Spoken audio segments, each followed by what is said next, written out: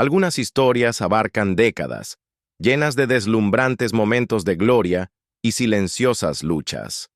La vida de Elsa Aguirre es justo así, una estrella de la época de oro de México, adorada por su belleza y talento, pero que llevaba un peso oculto que pocos llegaron a ver. Su recorrido es uno de triunfo y amores complicados, de fortaleza moldeada por la pérdida y la resiliencia. Para conocer realmente a Elsa, hay que mirar más allá de la fama y ver a la mujer que está detrás de todo eso.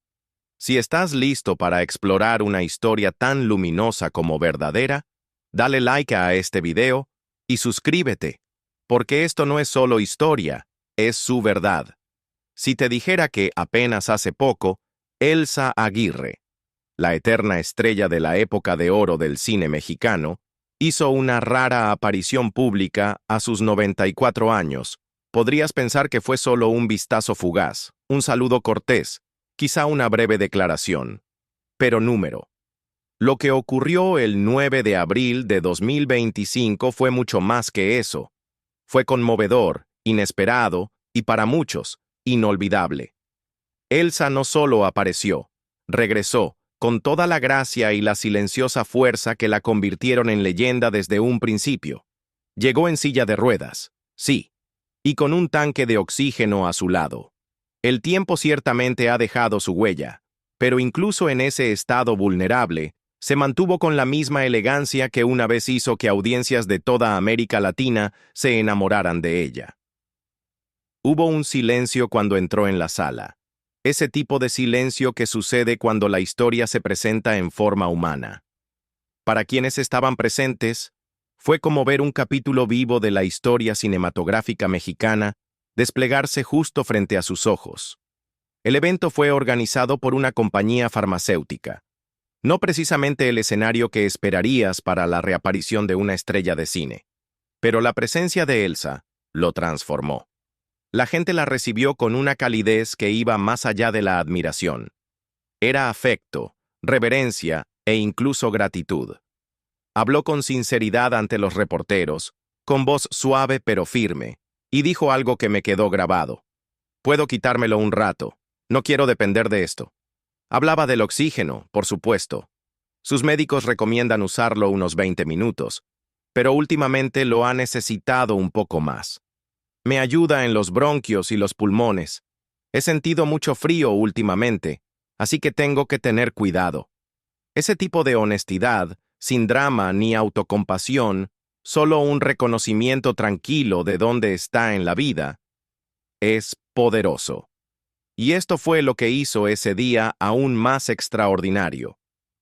Elsa no está bajando el ritmo por completo. Reveló que actualmente está trabajando en un libro sobre su vida, una autobiografía que, si me preguntas, ya era hora de que escribiera. Imagina las historias que tiene, las personas que ha conocido, los escenarios en los que ha estado. También mencionó una canción que está a punto de salir, titulada De mis labios a tus ojos, escrita por Javier Manrique. Casi con 95 años, Elsa Aguirre no se está retirando en silencio.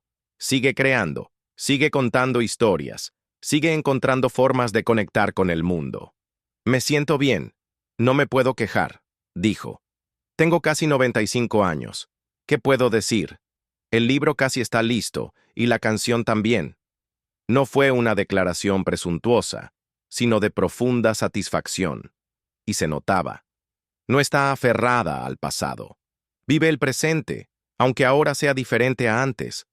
Pero no todo ha sido alegría. Elsa habló con ternura de una pérdida personal reciente. El fallecimiento de su querida hermana Alma Rosa Aguirre, el 25 de enero de 2025.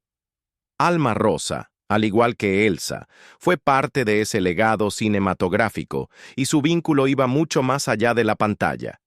Elsa no pudo asistir al funeral debido a su delicada salud, una realidad que, comprensiblemente, la afectó mucho, pero lo comentó con una calma filosófica. Lo tomé bien porque la vida me está enseñando, dijo. Ella era 1 año y medio mayor que yo. No pude ir, pero la visitaba seguido, llevándole música. No pude estar ahí, pero tengo las cenizas de mi hermana conmigo. Hay algo profundamente íntimo en eso. No necesitó estar en el servicio para honrar a su hermana. Ya la había estado honrando, en las visitas, con la música, en la memoria, y ahora manteniéndola cerca, literalmente.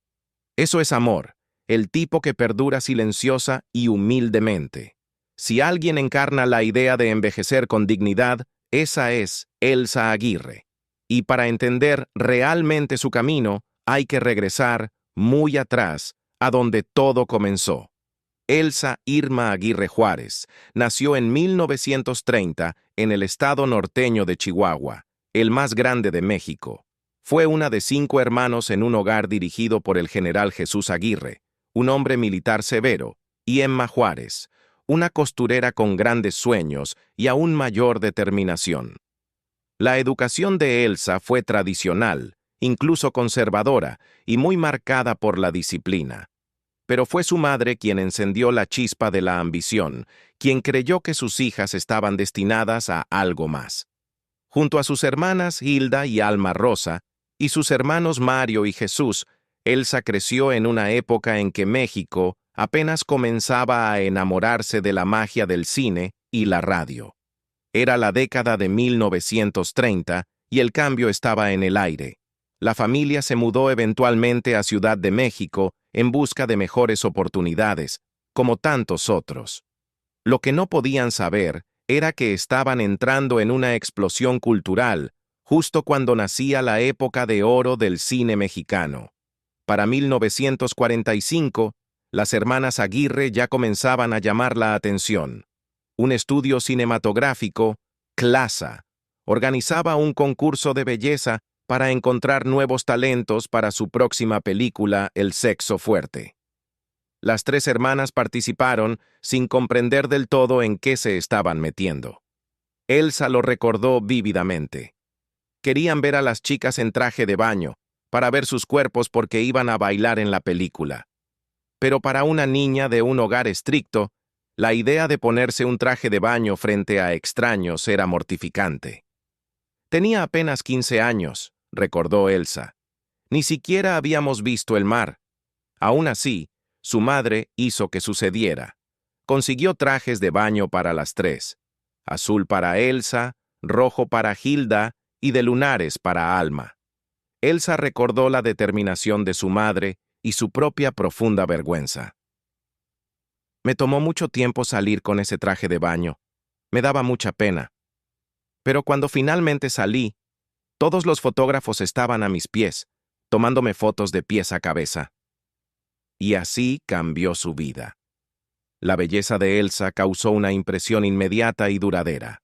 Pronto, ella y sus hermanas fueron contratadas como artistas exclusivas por CLASA y aparecieron en 3 películas.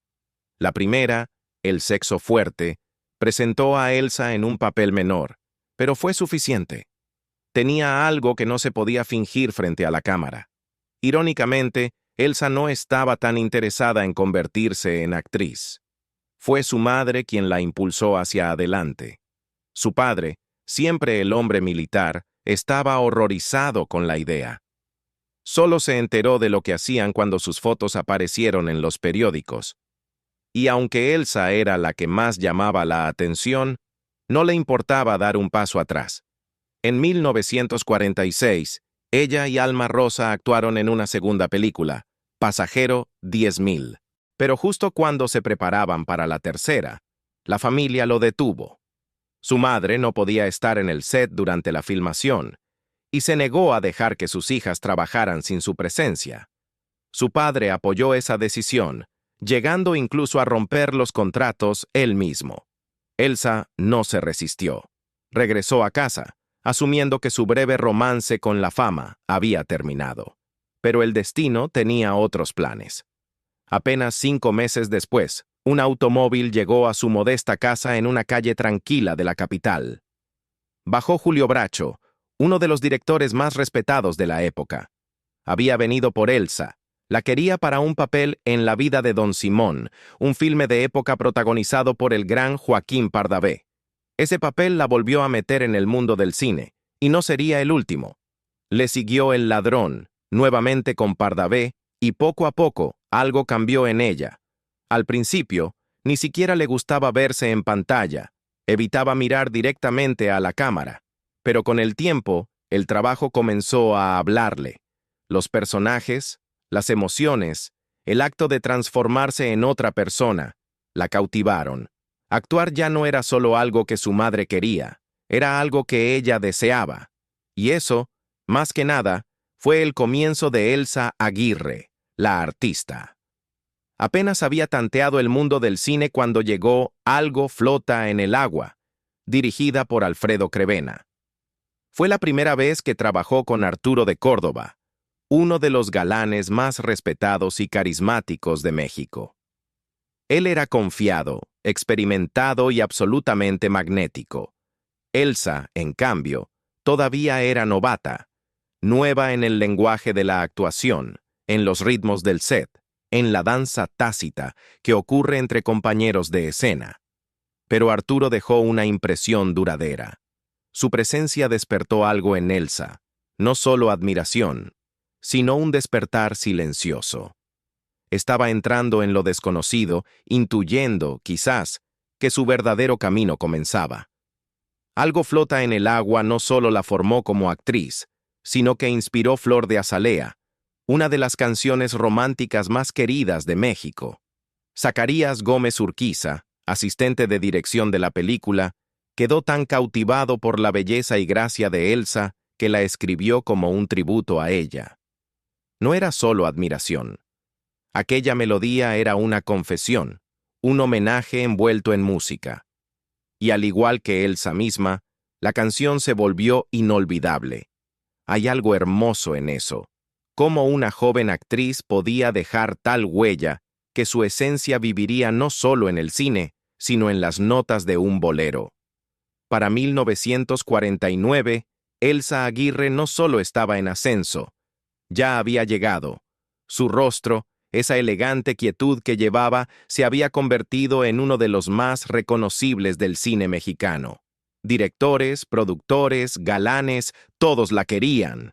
No era solo una cara bonita. Había algo más, algo silencioso y misterioso que atraía a la gente. Y uno de esos hombres fue nada menos que Jorge Negrete.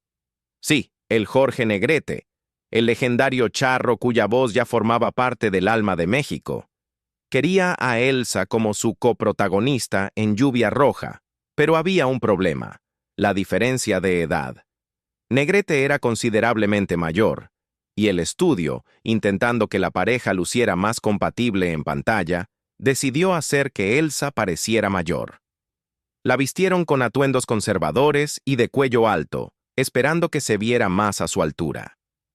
Fue una manipulación sutil, pero reveladora.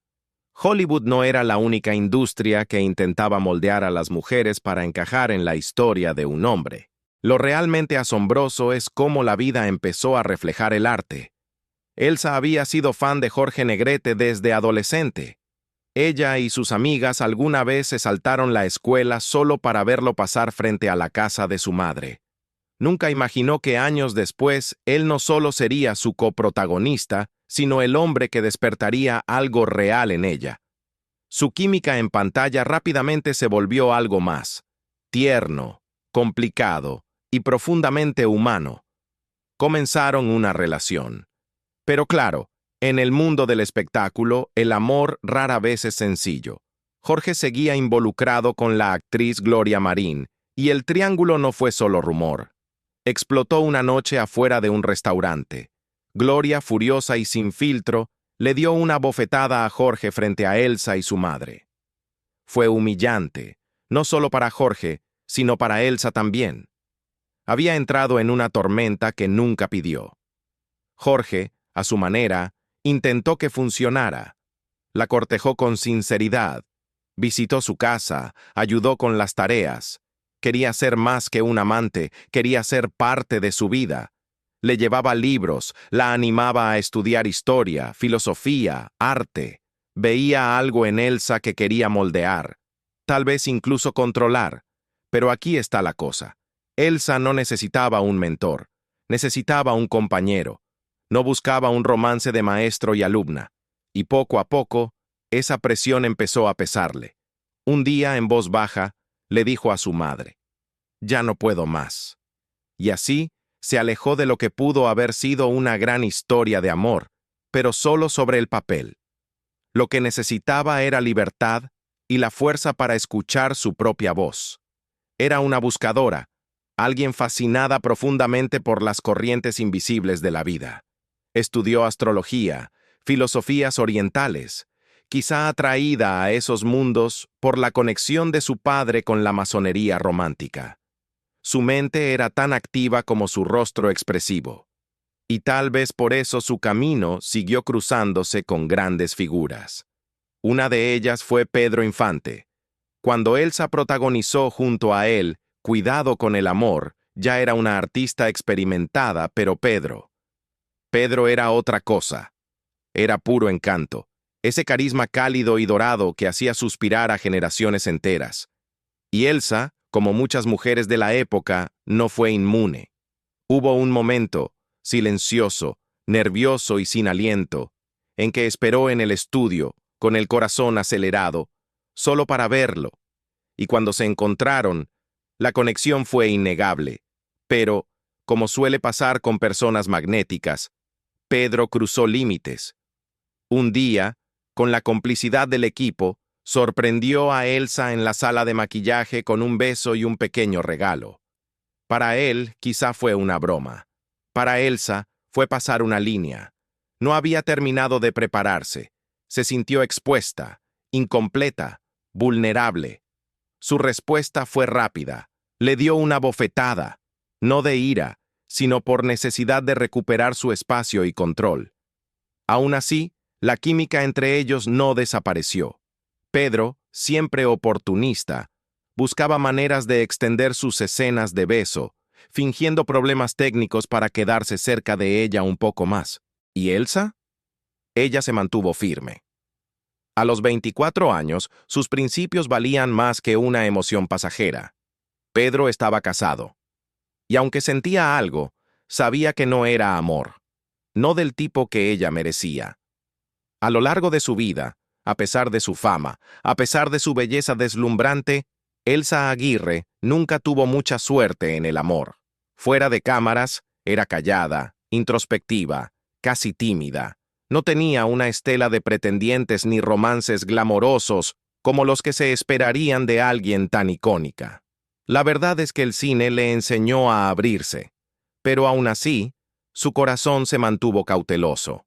Los hombres que conocía eran a menudo mayores, emocionalmente inaccesibles, o estaban atrapados en situaciones complicadas de las que ella no quería ser parte. Esa calma interior que llevaba, esa sabia quietud, la protegía de lanzarse a relaciones que no se sentían bien. Y aunque eso hizo su camino un poco más solitario, también la hizo más fuerte. De todas las historias de amor en la vida de Elsa Aguirre, pocas fueron sencillas, y algunas fueron realmente desgarradoras. Una que destaca es su conexión con el legendario actor Ignacio López Tarso. Protagonizaron juntos Bronce y Vainilla, y desde el principio Elsa sintió algo real. Había ternura entre ellos, una atracción magnética que ella comparó una vez con una historia de Romeo y Julieta. Pero el romance que destellaba entre ellos en la pantalla nunca tuvo oportunidad de crecer en la vida real. Ignacio estaba casado, y Elsa, por muy fuertes que fueran sus sentimientos, respetó esa línea. Sabía que lo que tenían solo podía existir en la intimidad silenciosa del set de filmación, y cuando el director decía «corten», debía terminar ahí. Aún así, dejó una marca en ella, un anhelo silencioso guardado junto al resto de sus sueños no dichos. Elsa, por supuesto, siempre ha despertado admiración. No solo de hombres, sino también de mujeres. Su belleza, esa elegancia atemporal y serena, podía iluminar cualquier lugar, y ella conocía el efecto que tenía.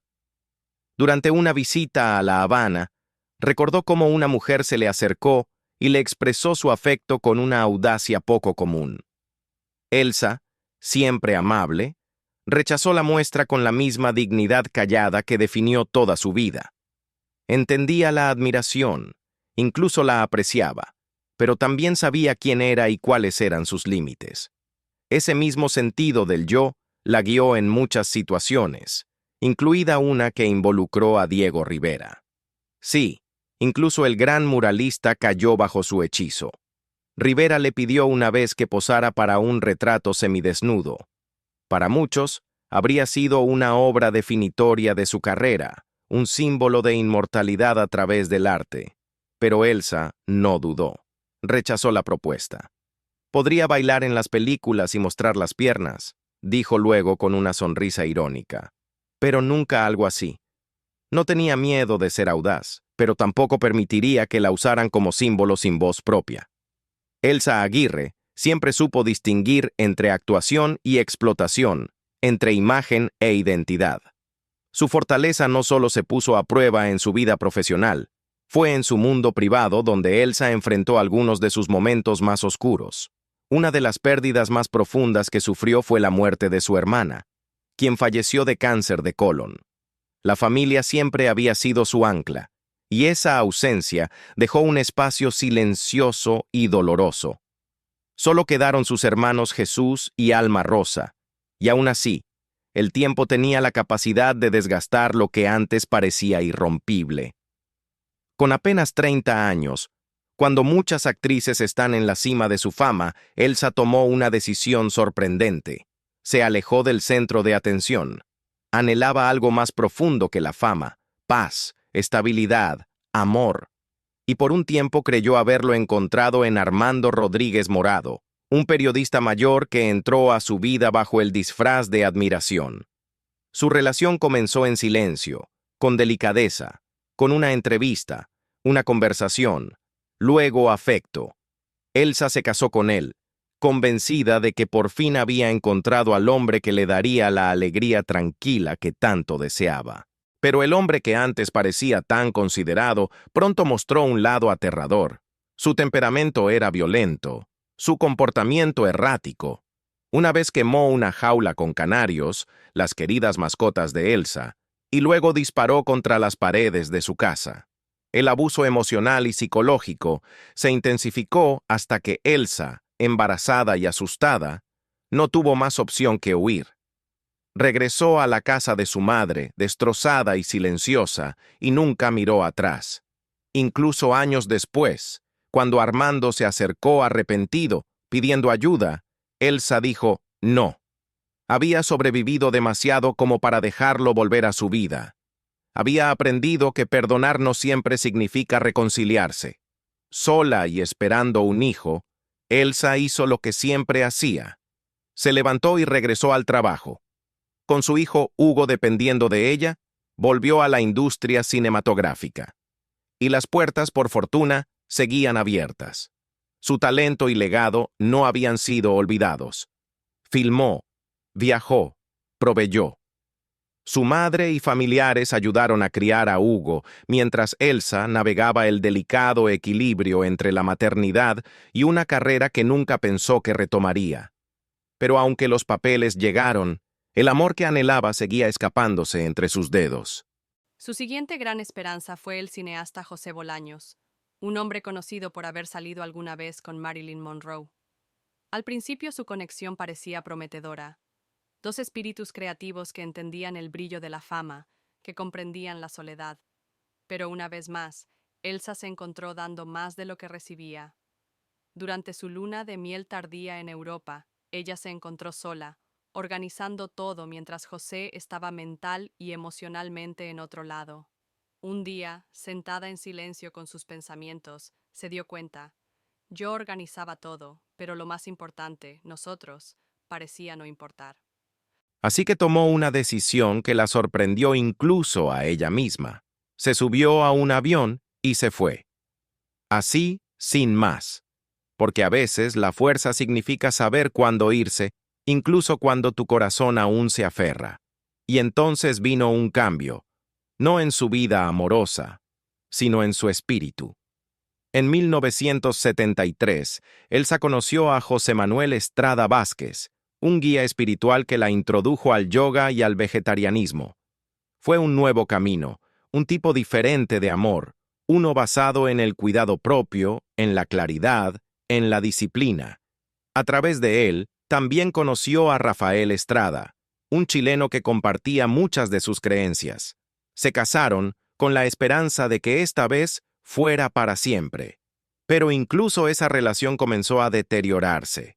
Rafael se fue llenando de resentimiento por la devoción de Elsa a su práctica espiritual y el amor que tenían poco a poco empezó a desvanecerse.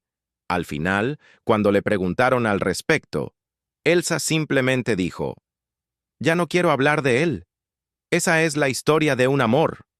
En el punto más alto de su transformación personal, viviendo tranquilamente en Acapulco, lejos del frenesí de los sets de filmación y de las cámaras destellantes, Elsa Aguirre había cambiado su enfoque hacia lo que realmente le importaba: la maternidad. Había volcado toda su energía en criar a su único hijo, Hugo Rodríguez Aguirre, un joven que llevaba no solo su apellido, sino también su fuego. Hugo no solo era inteligente, era magnético, ambicioso, audaz, siempre avanzando con grandes ideas y un corazón aún más grande. Elsa hablaba de él con tanto orgullo, llamándolo tan guapo, tan inteligente, verdaderamente el mejor. Y lo decía en serio. A los 30 años, Hugo ya se había hecho un nombre por sí mismo.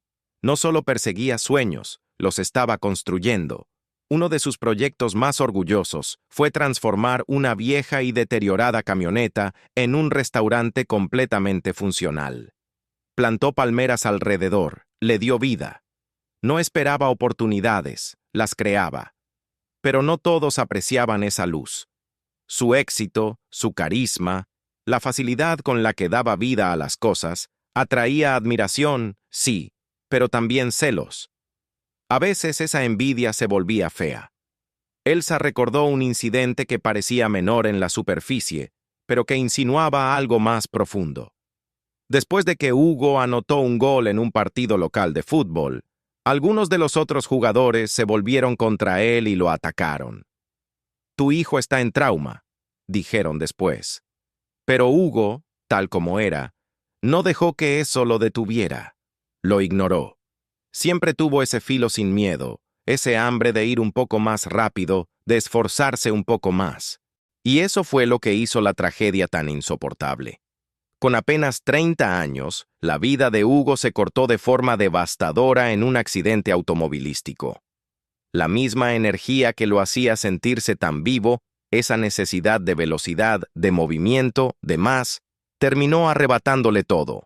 Para Elsa, fue una herida que nadie podía ver, y nadie podía sanar. «Fue el momento más difícil de mi vida como madre», dijo después, con la voz suave pero firme. «Me encerré, no quería ver a nadie. Guardé silencio durante mucho tiempo. ¿Y quién podría culparla? Sobrevivir a la pérdida de un hijo es vivir con un dolor silencioso que nunca desaparece del todo». Elsa Aguirre, que había resistido la crueldad de los hombres, la decepción del amor roto y las presiones de la fama, ahora enfrentaba un duelo que hacía que todo lo demás pareciera pequeño. Pero incluso en ese silencio, incluso en el retiro, había fortaleza. Elsa sabía que a veces sobrevivir es el acto más grande de amor y la prueba más contundente de él. Si esta historia te conmovió como a nosotros, tómate un momento para darle like a este video y suscribirte al canal. Sigamos descubriendo las historias reales detrás de las caras que creíamos conocer.